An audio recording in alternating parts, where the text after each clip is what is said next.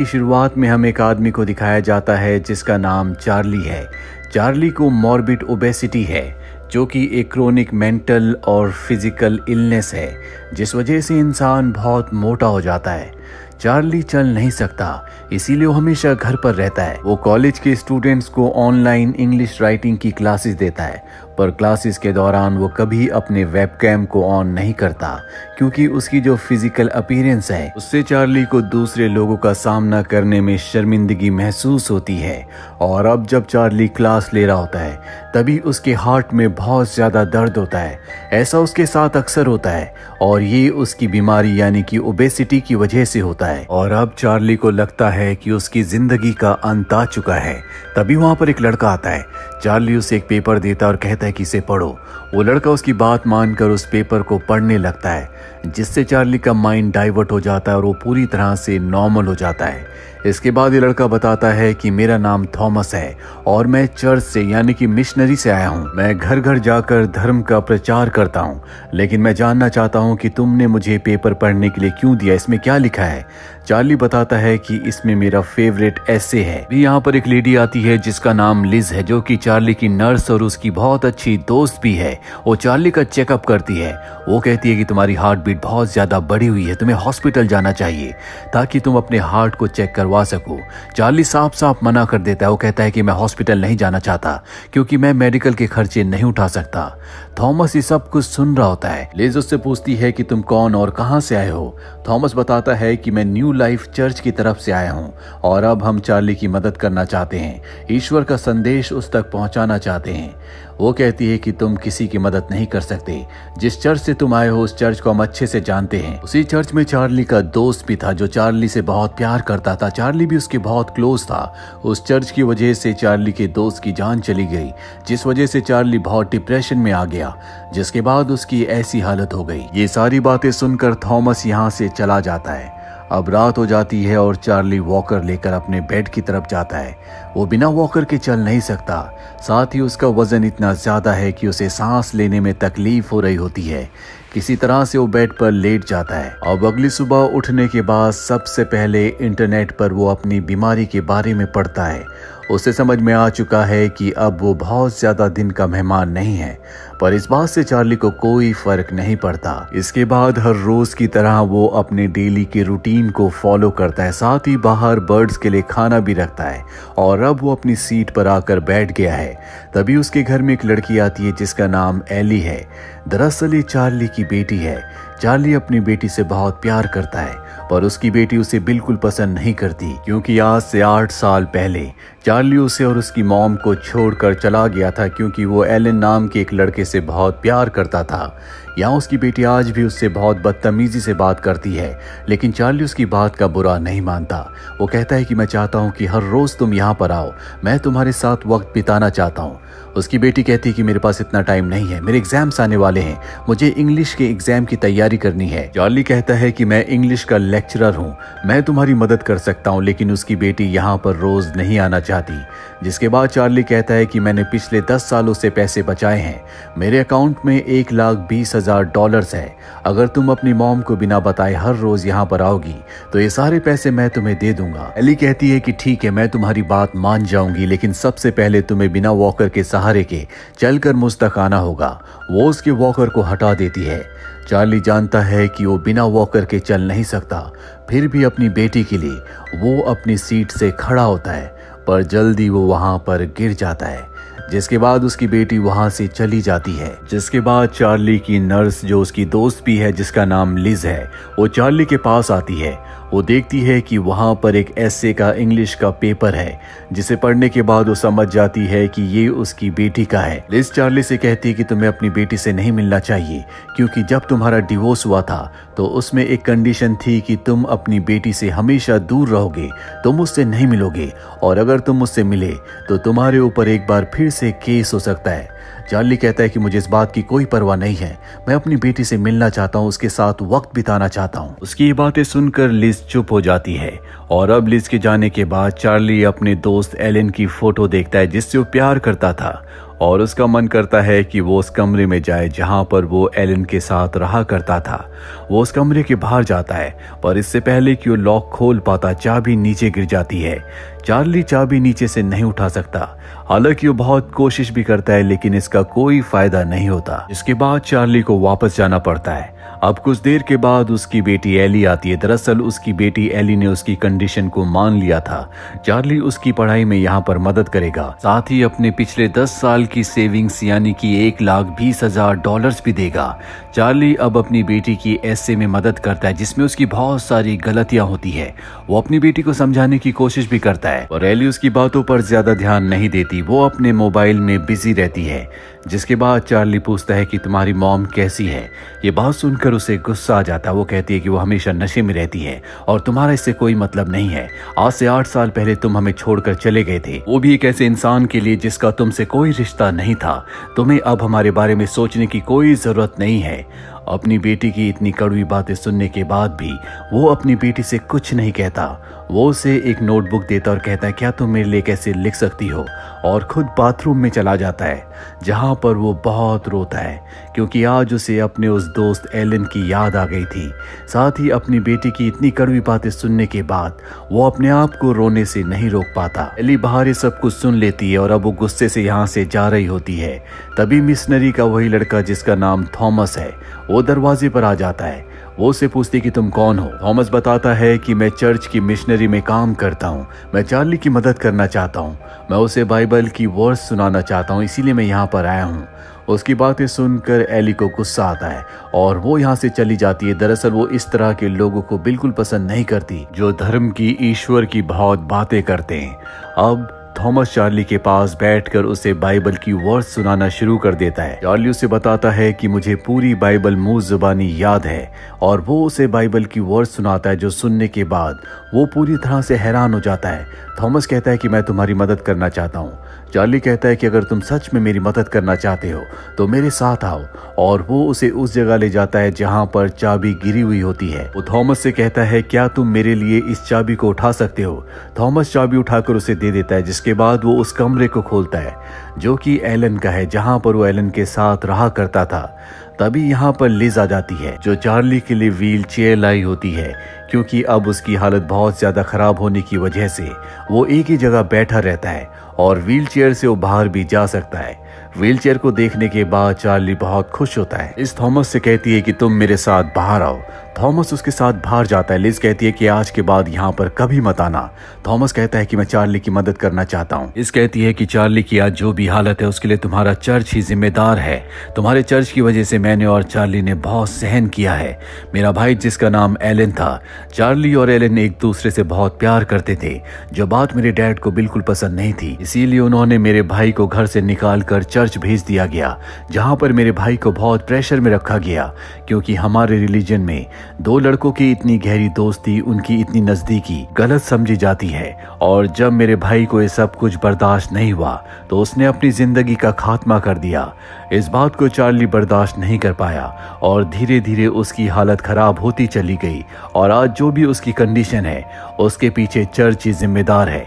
इसीलिए अब तुम यहाँ कभी मत आना। अब चार्ली भी यहाँ पर आ जाता है, जिसने लिज की और थॉमस की बातें सुन ली थी। वो थॉमस को कहता है कि तुम यहाँ से जाओ, जिसके बाद लिज भी अंदर आ जाती है। लेकिन कुछ देर के बाद लिज को जाना पड़ता है, और जब थॉमस अकेला घर में होता है तो वो उस रूम में जाता है जिस रूम में एलन रहा करता था। वहां जाकर वो एलन की चीजों को देखता है। वो एलन को आज बहुत याद करता है। जिसके बाद वो बाहर आ जाता है और वो देखता है कि वो नोटबुक जो उसने अपनी बेटी एली को दी थी, एली ने उसमें 3 लाइंस लिखी है, जिसमें उसने लिखा होता है कि मेरे डैड का कमरा घर बहुत ही बदबूदार है, मैं सबसे नफरत करती हूँ। ये सब बातें पढ़ने के बाद चार्ली को बहुत हंसी आती है और ज्यादा हंसने की वजह से उसका दिल बंद होना शुरू हो जाता है। पर वो उन्हीं लाइंस को, उसी पेपर को, उसी ऐसे को पढ़ता है जिसे पढ़ने के बाद वो थोड़ा रिलैक्स हो जाता है, जो पेपर उसने थॉमस को पढ़ने के लिए दिया था। और अब अगले दिन जब एली आती है, चार्ली एली से कहता है कि मैंने तुम्हारी लाइंस को पढ़ा, तुमने बहुत अच्छा लिखा, तुम्हें और भी लिखना चाहिए। मैं जानता हूँ कि तुम मुझसे नाराज हो, लेकिन इस बात का गुस्सा तुम्हें दूसरों पर नहीं निकालना चाहिए, तुम्हें दूसरों से नाराज नहीं रहना चाहिए। ये सारी बातें सुनकर एली की आंखों में आंसू आ जाते हैं। उसके दिल में भी बहुत दर्द है और अब वो अपने डैड से कहती है कि अक्सर लोगों को बड़े होने पर पता चलता है कि उन्हें किससे नफरत करनी और किससे नहीं, पर तुम्हारी वजह से मुझे ये सब कुछ बचपन में समझ में आ गया था। जब तुम एलन की वजह से, जो कि तुम्हारा बॉयफ्रेंड था, हमें छोड़कर चले गए थे, तुमने कभी मुझसे मिलने की कोशिश नहीं की। चार्ली बताता है कि मैंने तुमसे मिलने की कोशिश की, लेकिन कोर्ट की वजह से, तुम्हारी मॉम की वजह से मैं कभी तुमसे मिल नहीं पाया। एली कहती है कि अगर तुमने सच्चे दिल से कोशिश की होती तो तुम मुझसे जरूर मिलते। इसके बाद वो किचन में चली जाती है और चार्ली से पूछती है क्या तुम सैंडविच खाना चाहते हो।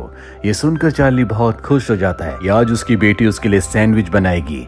जल्दी वो सैंडविच बनाकर लाती है। चार्ली सैंडविच खा लेता है, जिसके बाद वो गहरी नींद में चला जाता है।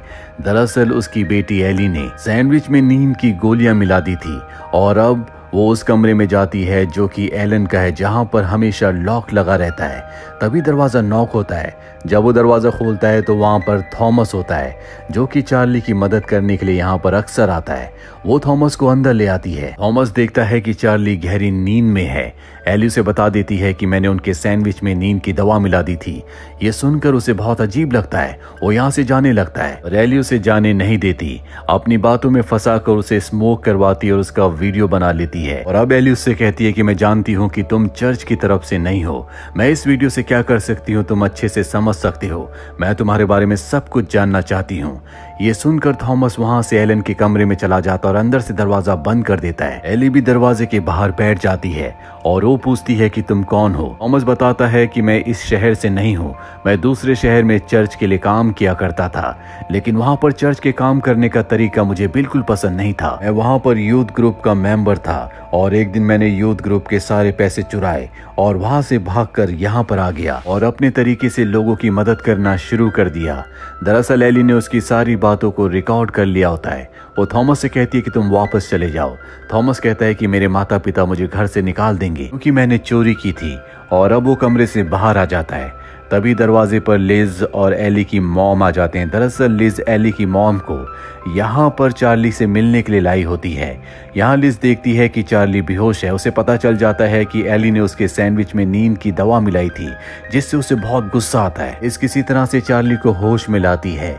चार्ली की पत्नी यानी कि एली की मॉम लिज पर आरोप लगाती है कि तुम चार्ली के साथ इसलिए हो ताकि उसके मरने के बाद उसके सारे पैसे तुम्हें मिल जाएं। लिज कहती है कि शायद तुम्हें कोई गलतफहमी हुई है, चार्ली के पास कोई पैसा नहीं है।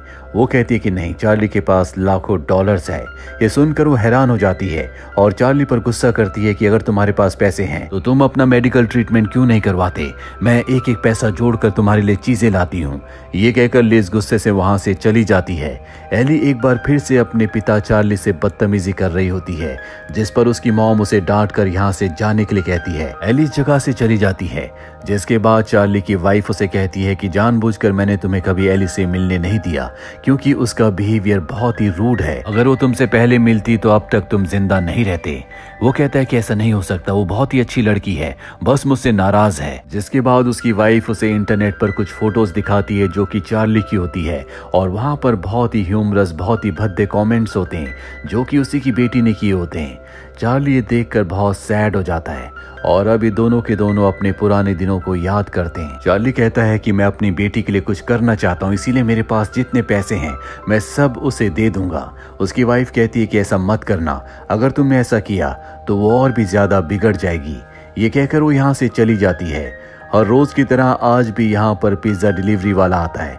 चार्ली को उसने कभी नहीं देखा था क्योंकि चार्ली पैसे बाहर रख देता था और वो उसका पार्सल वहीं पर छोड़कर चला जाता था। लेकिन आज पहली बार चार्ली अपनी डिलीवरी लेने खुद जाता है। पिज्जा बॉय जब उसे देखता है तो डर कर भाग जाता है।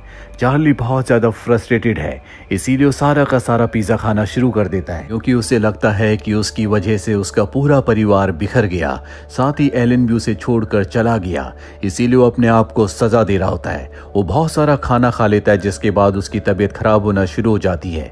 पर तभी वहां पर थॉमस आ जाता है, जो दरअसल एली को ढूंढ रहा होता है। चार्ली उसे पूछता है कि तुम एली को क्यों ढूंढ रहे हो। वो बताता है कि पिछली बार एली से मेरी जो बातें हुई थी उसने सारी बातों को रिकॉर्ड कर लिया था, जिसके बाद उसने मेरे माता पिता को ढूंढा और उन्हें वो पूरी रिकॉर्डिंग सुना दी। अब मेरे माता पिता मुझे घर वापस बुलाना चाहते हैं, इसीलिए मैं बहुत खुश हूँ। मैं एली को थैंक्स कहना चाहता हूँ।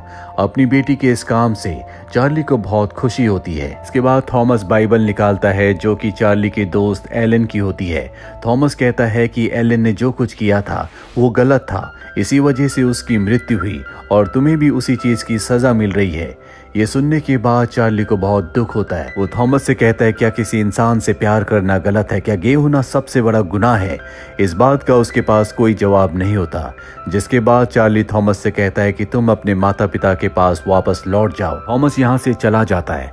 अगले दिन चार्ली जब अपने स्टूडेंट्स की क्लास ले रहा होता है तो वो उनसे कई सवाल पूछता है जिसका हर कोई सही जवाब देता है क्योंकि वो बहुत ही अच्छा टीचर है।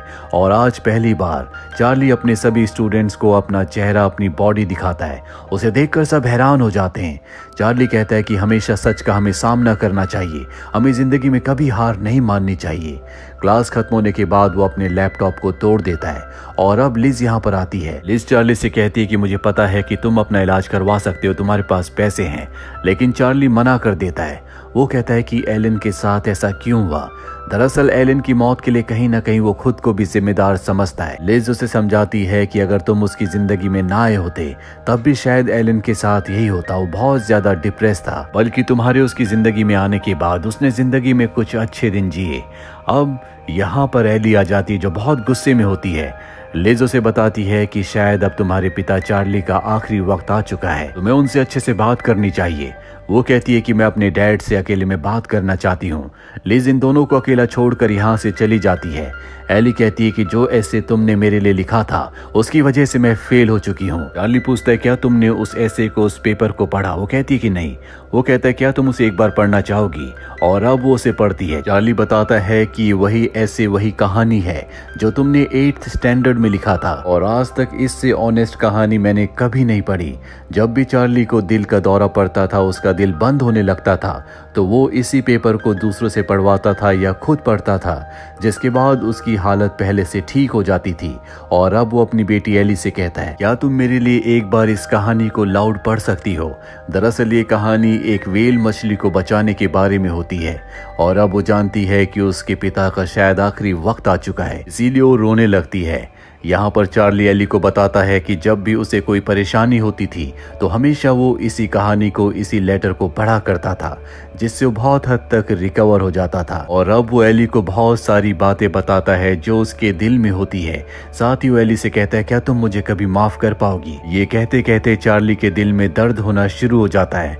वो अपने पिता की ऐसी हालत नहीं देख पाती, इसीलिए वहां से जा रही होती है। चार्ली अपनी बेटी से कहता है कि प्लीज आखिरी बार मेरे लिए ये कहानी पढ़ दो। उसकी बात मानकर वो कहानी पढ़ना शुरू कर देती है। इन दोनों की आंखों में आंसू होते हैं और अब चार्ली खड़ा होने की कोशिश करता है। बहुत कोशिश करने के बाद वो खड़ा हो जाता है और आज कई सालों के बाद वो बिना सहारे के खड़ा हुआ है। उसे पता है कि अब उसकी जिंदगी का अंत होने वाला है। वो धीरे धीरे अपनी बेटी की तरफ बढ़ता है, साथ ही अपने अतीत के पलों को याद करता है। उसकी बेटी उसके लिए पूरी कहानी पढ़ देती है, जिसके बाद उसके चेहरे पर एक सुकून होता है और अगले पल उसकी पूरी बॉडी हवा में उड़ जाती है, जो इस बात को दर्शाता है कि उसकी मृत्यु हो चुकी है। पर चार्ली बहुत खुश था क्योंकि वो अपनी जिंदगी के आखिरी पलों में अपनी बेटी के साथ था। दरअसल ये पूरी कहानी एक पिता और बेटी के प्यार के बारे में है, जहाँ पर एक पिता अपनी बेटी को वापस तो पाना चाहता है, लेकिन अब उसकी बेटी उसे बिल्कुल पसंद नहीं करती, क्योंकि 8 साल पहले चार्ली अपनी पत्नी को छोड़कर चला गया था क्योंकि वो एक गे है, जिस वजह से उसे अपनी बेटी से भी दूर रहना पड़ा। पर अब उसे अपनी गलती का एहसास है, जिसे वो सुधारना चाहता है। साथ ही उसके दिल में इतना गिल्ट है, जिस वजह से वो अपना इलाज भी नहीं करवाता, क्योंकि उसे एहसास है कि उसकी मृत्यु में ही उसकी मुक्ति है। वही उसकी बेटी जो सबके लिए बहुत बुरी है, लेकिन हालातों ने उसे ऐसा बना दिया। अंदर से अब भी वो एक मासूम है, अच्छी इंसान है। शायद असल जिंदगी में भी ऐसा होता है, जहाँ कई लोग अपने वक्त और हालातों के चलते बुरे बन जाते हैं, लेकिन अंदर से वो बुरे नहीं होते। तो ये थी पूरी कहानी इस फिल्म की। उम्मीद करते हैं कि ये कहानी आपको पसंद आई होगी।